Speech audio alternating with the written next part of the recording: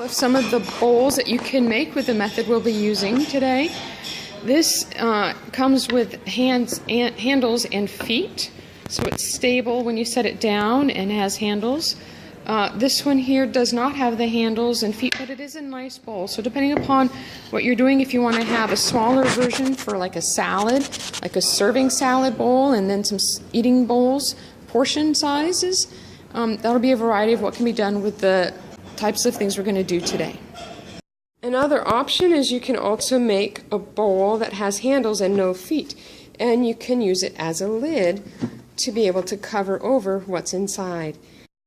You can choose to have your lid removable fully, or if you'd like, you can secure it here on one end and have it be able to swivel as needed. And then that would be another thing that you could perhaps do with this same style of work. You'll need a board that's 1 by 12 for making the larger bowl, and when you actually measure it, it's not usually exactly 12 inches, but we need to make it square, so you need to measure your board and cut one edge square. Then you'll need to measure exactly how long your 12-inch board is, because it might be anywhere from 11 to 11 1/4. And once you measure what your board is, then you'll need to measure where that measures out to your square. Once you've made your mark, you want to make sure that your board fits within the length that your miter saw will stretch, as well as make sure that it's lined up so that way the blade will not dig into your side of the board for your exact measurements for your square. If you use the table saw, again, you want to make sure that it's lined up well and that the blade will not cut into your measured piece. And if you have a safety device, then make sure you employ that before using your table saw. Okay, so the first thing you need to do is you need to find the center of your square piece of board. If it's square, it's better than it being rectangular. It'll affect your shape of your handles later. So the easiest way to do that on a square is just line it up from corner to corner and draw a straight line, as you see I have already done here. Then what you need to do is you can use something simple like this, where you put your pen or some other object in the center and line it up.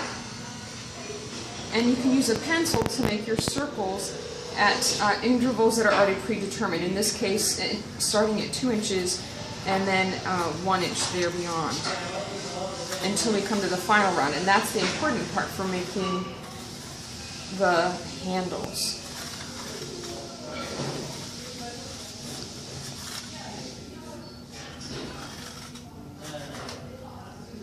And also you'll notice, if you're not careful, that depending upon the size of the holes for your pencils, they can be on either the inside or the outside of their circles. So make sure as you're going around that you have a consistent push or pull on it, or else you'll see these incomplete circles, and that's why I'm sometimes going around just to make sure that everything's just right without changing my center point, because we'll need to have a straight line when we work with the bandsaw. That's why I'm making that line really clear there. And the last one that is really important is for the handles. You need to have your last line smaller than everything else. So if you're going to if you're not going to use 11 1/4 size piece of wood, you want to make sure that whatever size piece of wood it is, your last circle needs to be pretty close to half the size of the rest of your spaces. So those are all 1 inch, and this is less than that. Feel free, if you want to make any other lines that you'll use for your handles that are not continuing, you can use those if you'd like. Handles, it's really helpful to have a little bit of a line at the edge, showing where to kind of curve at the very end. So I'm going to just do a little bit here. Now, if you also want to make this handy little trick, you just need to use a small little drill like this, and you can make the holes that you need at the spaces you want. These were done at 2 inches and then 1 inch successively into the edge of my piece of wood, but again, you can make it fit yours. After your circles are complete, If you are one who's fairly exacting, you might find it helpful to, on the back side, to make an X. That will be helpful for centering your handles and your feet at a later point. Next, you'll want to cut on the diagonal. Pick one of your lines and just make that your new center point. Note that this bandsaw is level and flat. That's important.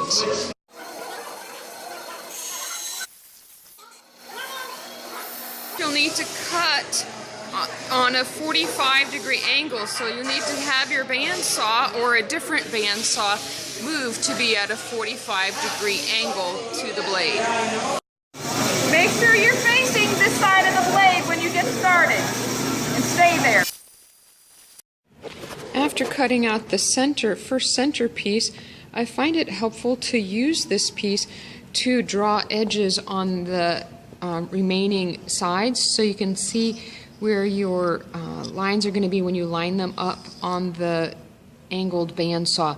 This is most particularly helpful when you come to the corners, when you're working on the feet and the handles, to go ahead and draw those lines where that's going to fit for helping you later, and just kind of line them up with your lines that you've made previously. After I have drawn around the bottom edges of the board, I like to use this piece and line it up here on the cut edge as well as the original edge here, and make my circle as long as possible for my feet and make a pattern there.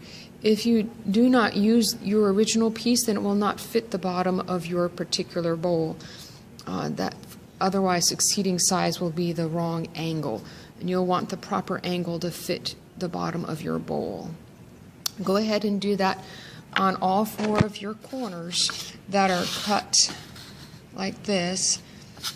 Edges here, while there's still a hand space, you work the wood. Those lines help you to see where you're going when you're starting around from an unusual edge. You're going to want to make sure that you follow the arrows here, and when you have your edges just recently cut, go ahead and hold on to it, and you can sand it following the 45-degree angle. And if you drew your line, then that'll help you to make sure that you're staying fairly centered.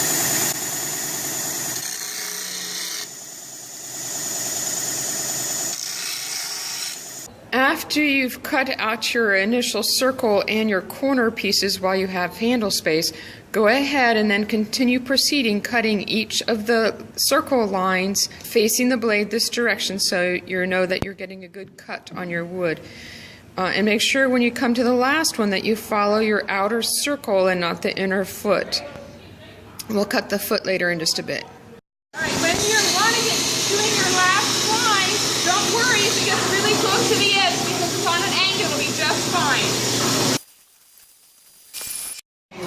Once you've cut out your most outer ring, you'll have the small portion here left. You'll want to just put it through the saw to cut it in half. And then you'll have your handle and your feet. So you cut the sides and the inside for your smaller bowl. Once your handle has been cut, you're going to want to sand it so it's going to fit smoothly into your bowl edge. So we're going to tip this over and do the same type of 45-degree angle so that it is smooth and it has less contour work to be done later in the next step. You're going to want to use this sander, which is going to be smoothing it as well. And if you need to also trim these, then go ahead and sand that and soften that. Again, making sure you're going with the grain of the sander.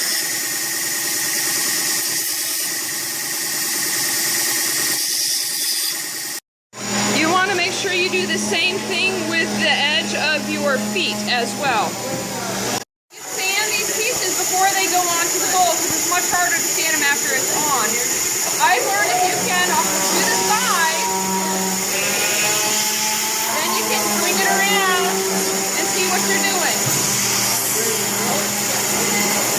And you can round it the way you like, and you can also make sure you get it on your 45-degree angle. Get it all smooth.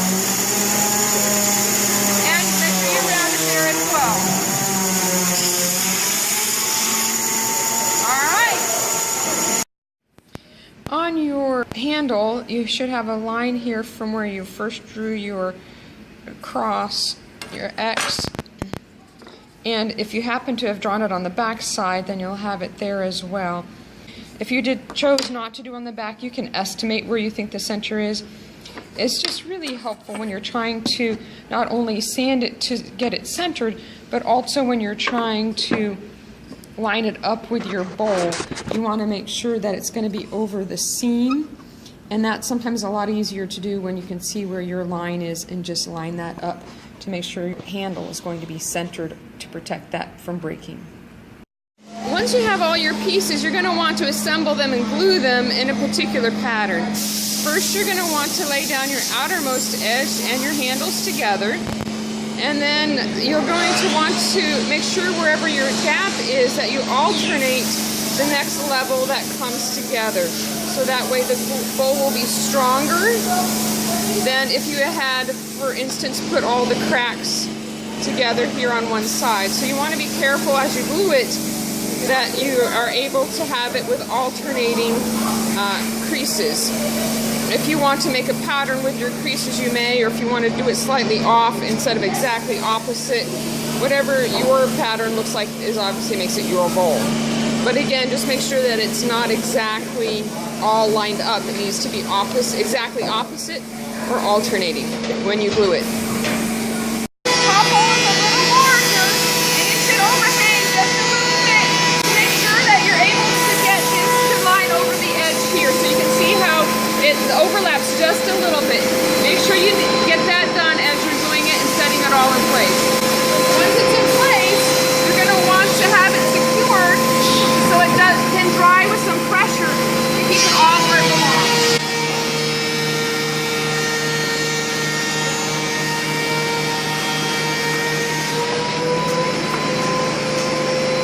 And that will keep it secure till it's dry.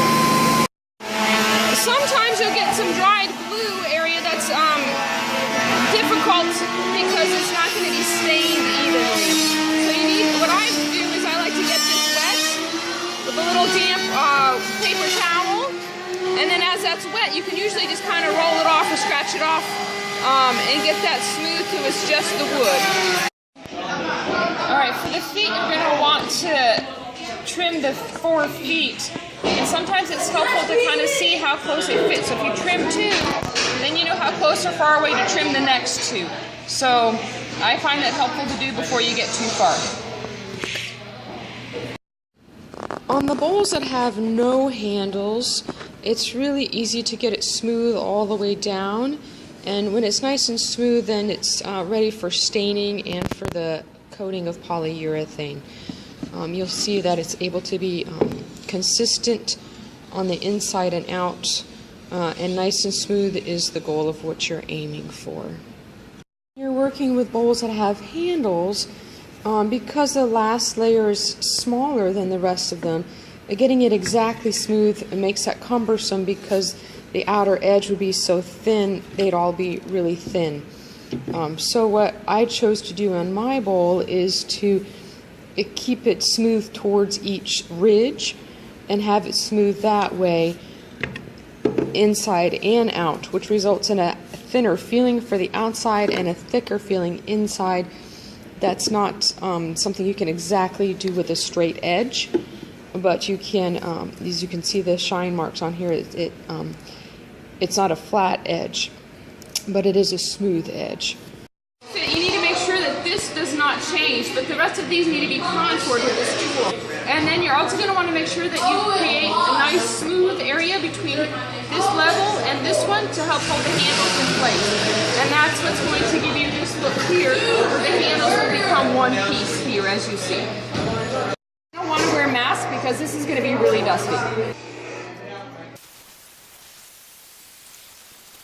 General basic shape of what you want contoured, feel free to start working on the inside, so that's what we'll do next. Take care when you're doing this that you don't get the inside portion of the bowl, or it can gouge out the inside of your bowl, which would not be helpful.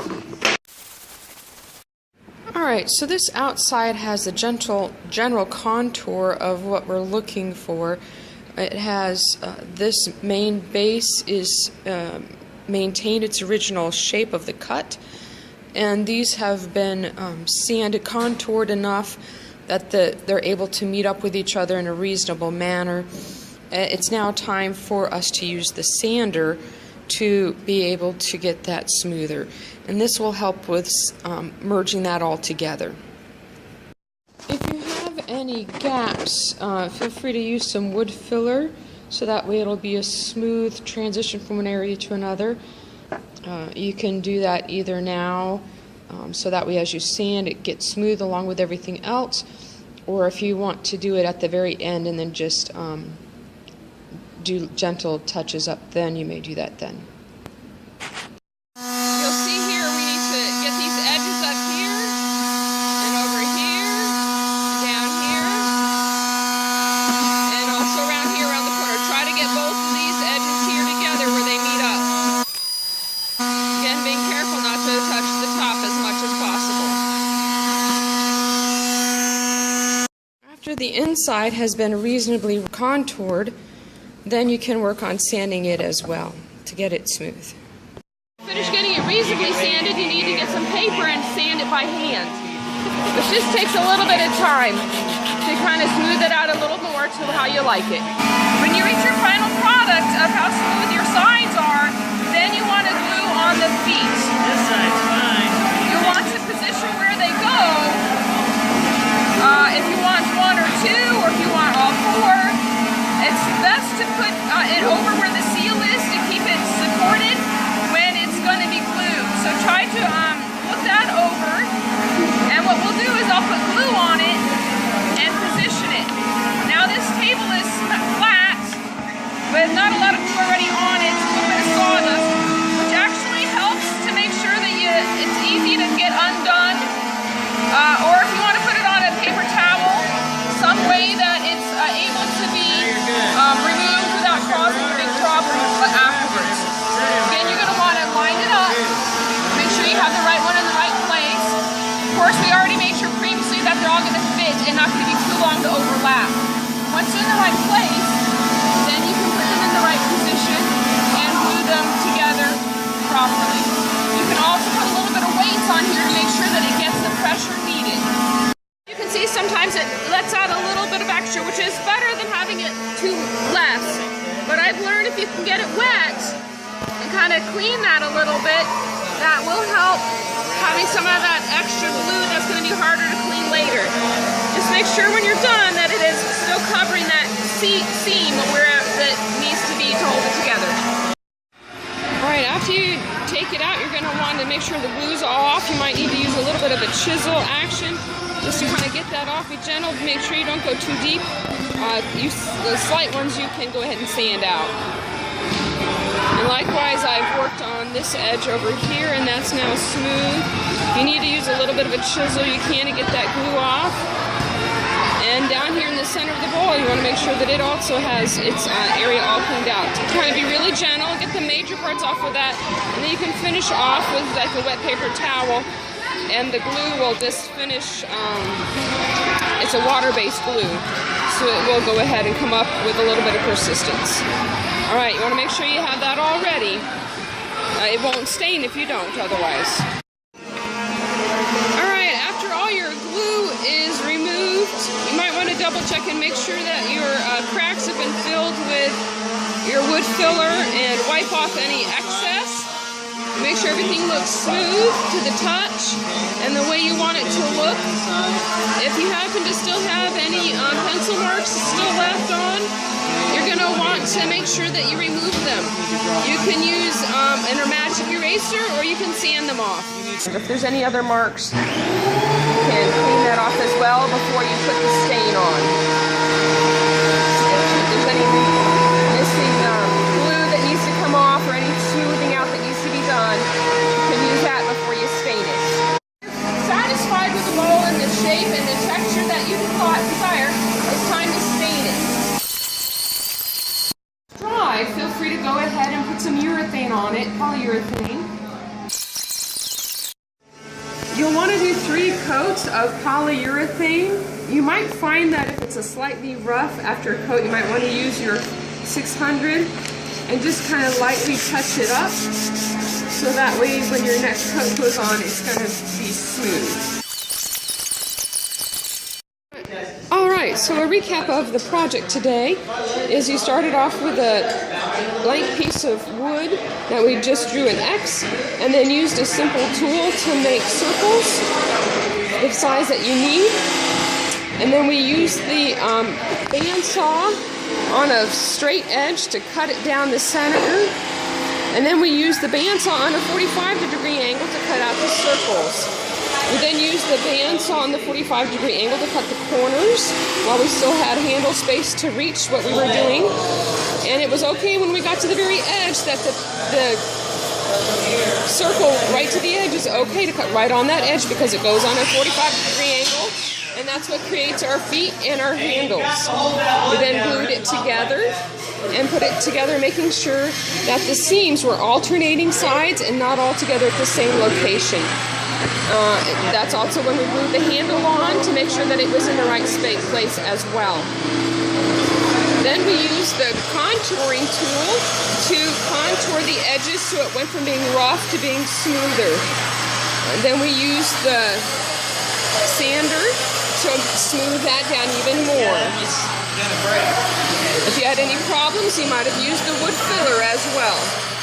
And that, of course, happened on the inside as well as the outside of the bowl. After that was all complete and ready and sanded and smoothed with varying degrees of sandpaper strength, then we added the feet and we were able to clean off all of the pencil markings and apply our stain. You can see here is the contouring work, and then the stain, and then we have here where we were able to apply our polyurethane. This has 3 coats of polyurethane on it. We made sure that we brushed in alignment with the grain, going this way for the handles, and then going this way for the edge of the bowl on the inside. You would do likewise the same on the outside as well for the feet and the handles, and then the direction with the bowl. Now your bowls can have a small bottom like this one here with maybe just 2 or 3 layers for maybe a salad serving bowl, individual size, and the larger ones would be better for actually serving the salad as a whole, or whatever your situation might be for. You can see the variation would vary by the type of wood used as well as the color of the stain used. And so those are some examples of some stains as well as the polyurethane. So here you can see the finished product with the handles. That is all stained and urethaned with the handles and also with the feet to give it stability when you are trying to use it. It easily sets down and doesn't wobble. The ones that have a wider 2-inch circle base were able to have some stability when they sit without feet. The ones that had a 1-inch center base are a little bit more wobbly when they have more layers, which is why they would probably be best used with just perhaps 2 or 3 layers instead of 5. Alright, hopefully you've enjoyed this project and hopefully you get to enjoy using it. Make sure that you wait 30 days between your last coat of polyurethane and actually putting any food into this if it's going to be used for food. God bless and enjoy.